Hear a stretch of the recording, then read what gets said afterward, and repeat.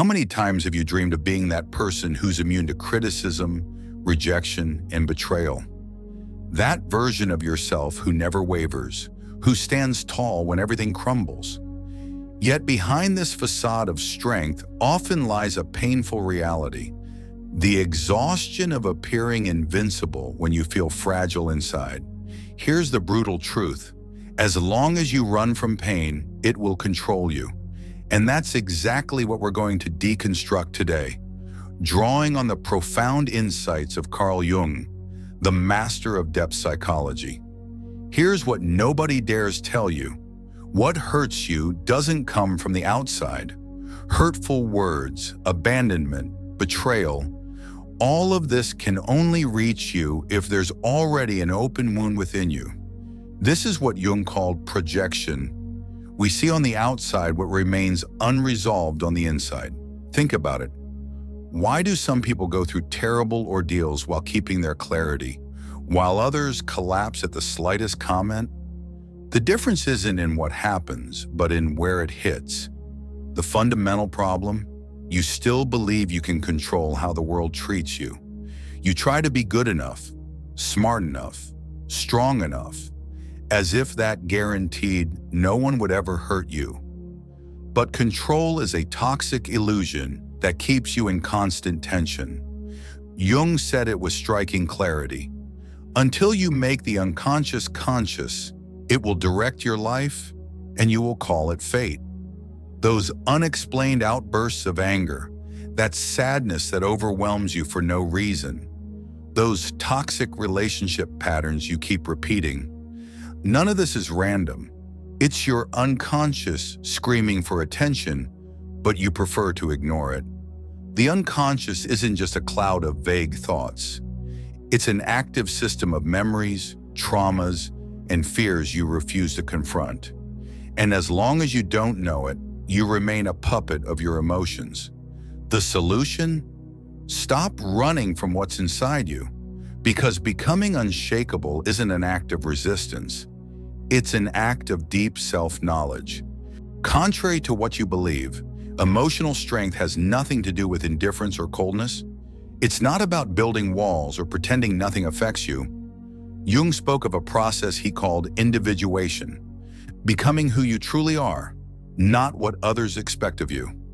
It's the integration of your shadow, your fears, your flaws. When you embrace everything you've buried in darkness, you stop reacting to everything and start choosing. You don't become untouchable by creating a barrier between yourself and the world. You become untouchable when you realize that no one can touch what has already been accepted within you. This is the difference between wearing armor and having a center. Armor protects you but isolates you. A center grounds you but leaves you free.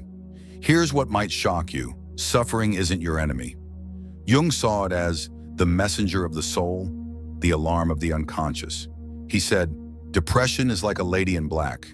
If she appears, don't chase her away. Invite her to sit down and listen to what she has to say. But what do? You flee, distract yourself, numb yourself. Yet ignored pain doesn't disappear. It digs tunnels within you until everything collapses. Suffering hurts because you're at war with yourself.